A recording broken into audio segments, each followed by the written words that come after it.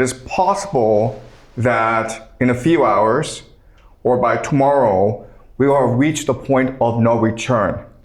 Donald Trump has threatened the Iranians, saying that on Tuesday, if the Iranians still refuse to open the Strait of Hormuz, then the Americans will destroy the Iranian power plants and bridges and universities.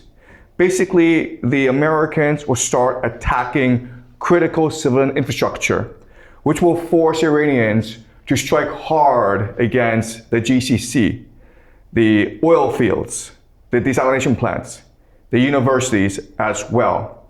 And this would mean that the world would lose 20% of its energy supply. And this would be a catastrophe for the global economy. It would deindustrialize the world and would create global famine, among other problems. So the big news this weekend, and it's something I want to focus on for the rest of the lecture, is the Americans said that one of their jets, called an F-15, this is about a $90 million plane, okay? It was shot down over Iran. And you ask yourself, okay, the Americans have air supremacy over Iran, so how is it possible for the Iranians to shoot down a plane? And the answer is this: the US Air Force is not designed to fight a long war.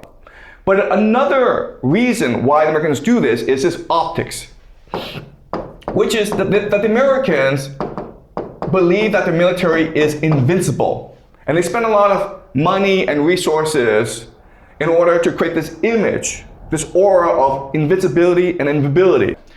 And as you can see, the Americans in this operation, they lost a lot of expensive planes.